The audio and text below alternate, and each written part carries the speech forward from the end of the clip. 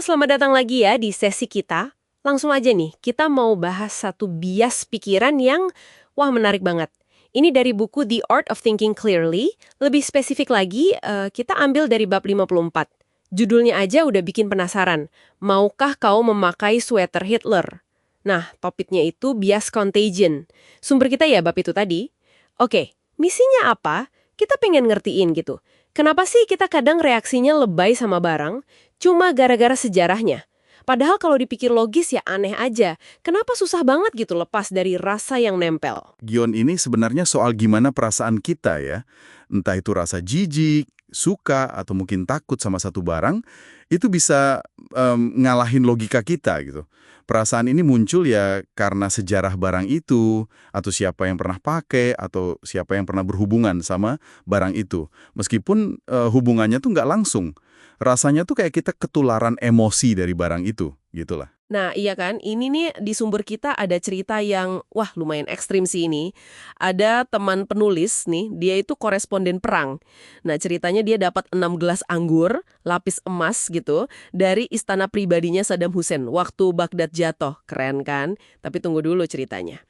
Pas dia lagi ada pesta makan malam di rumahnya, dia pakai dong gelas-gelas itu buat nyajin minuman. Terus ada satu tamu iseng nanya, ini gelas dari mana sih? Kok bagus banget? Dijawab sama si teman, oh ini dulu punya Saddam Hussein. Dan reaksinya, oh geger. Si tamu ini langsung kayaknya ngeri banget, Widi. Dia muntahin lagi anggur yang udah diminum ke gelasnya, terus batuk-batuk nggak berhenti, kayak beneran keracunan gitu loh. Padahal ya pasti udah dicuci bersih lah gelasnya. Iya kan, reaksinya gila banget ya. Nah, disinilah menariknya si bias kontagion ini bekerja. Si pemilik gelas sudah coba tuh kasih penjelasan logis. Dia bilang gini, sadar nggak sih berapa banyak molekul udara yang udah kita hirup bareng sama Saddam Hussein selama ini? Kan secara ilmiah bener banget, kita semua ini ya berbagi udara yang sama di planet ini. Tapi argumen logis itu, ya ampun, mental. Sama sekali nggak mempan buat tamu yang udah keburu jijik, marah tadi. Nggak ngaruh pokoknya.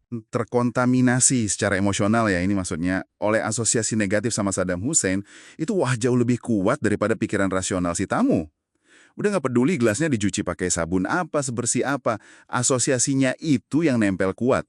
Ya ini mirip banget lah sama pertanyaan di judul babnya, maukah kau memakai sweater Hitler? Ya secara fisik sweaternya mungkin bersih kalau udah dicuci, kinclong malah. Tapi asosiasinya sama Hitler itu, aduh, bikin merinding duluan kan. Kebanyakan orang saya yakin pasti nggak mau lah pakai, ya nggak sih? Iya sih, benar juga. Nggak kebayang. Dan yang penting juga nih, rasa terkontaminasi ini tuh nggak harus selalu karena kontak fisik langsung ya.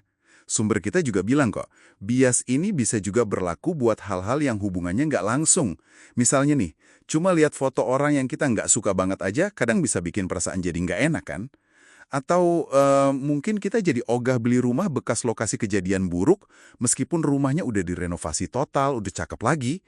Kayak ada energi negatifnya gitu, seolah masih kerasa. Wah iya juga ya, bener banget. Ini jadi bikin saya mikir nih. Anda sendiri coba deh inget-inget. Pernah nggak sih ngalamin yang mirip-mirip kayak gini? Mungkin sama barang warisan dari kakek atau nenek yang Anda sayang banget gitu. Pas megangnya rasanya beda aja, ada rasa hangatnya gitu. Atau sebaliknya, lihat barang peninggalan orang yang aduh Anda nggak suka banget, rasanya pengen buang aja jauh-jauh. Atau bahkan sesimpel beli barang bekas di pasar loak.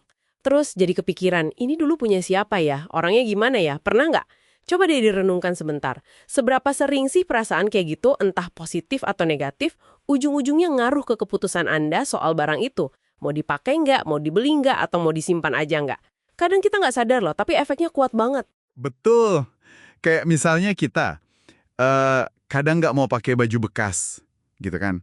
Padahal udah dicuci bersih, kondisinya masih bagus banget. Alasannya cuma karena, ya itu tadi, nggak tahu siapa yang pakai sebelumnya. Secara logika kan aneh ya. Tapi secara emosional ya bisa dimengerti gitu. Karena ada bias kontagion ini, kita kayak merasa terhubung secara nggak kelihatan sama pemilik sebelumnya. Oke, jadi kalau kita tarik kesimpulan ya, bias kontagion ini nunjukin banget kalau sejarah atau asosiasi sebuah benda itu punya kekuatan yang gede banget buat ngebentuk cara kita ngelihat dan bahkan cara kita bertindak terhadap benda itu. Seringkali logika kita jadi ya nomor dua lah. Makanya, sadar akan adanya bias ini tuh penting banget menurut saya. Ini kayak pengingat buat kita semua, kalau keputusan dan reaksi kita sehari-hari itu nggak melulu dasarnya fakta dan logika dingin doang.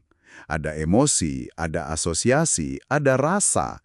Semua itu ikut bermain, bahkan pas kita cuma berhadapan sama benda mati, kita tuh nggak serasional yang kita kira ternyata. Jadi mungkin lain kali kalau Anda tiba-tiba merasa aneh gitu ya sama suatu barang, ya coba berhenti sejenak, tanya ke diri sendiri, ini beneran karena barangnya atau karena cerita di baliknya ya? Gitu kali ya? Tepat. Kesadaran itu langkah pertama kan? Nah, dan sebagai penutup nih, ada satu pertanyaan lagi mungkin ya buat Anda renungkan lebih dalam.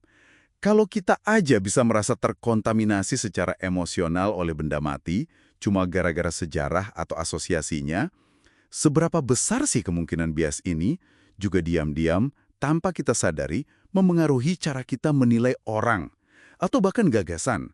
Terutama kalau orang atau gagasan itu pernah, entah gimana caranya, terkait sama sesuatu yang kita anggap negatif. Meskipun mungkin hubungannya udah lama banget berlalu, atau sangat gak langsung. Coba deh pikirkan dampaknya. Gimana tuh?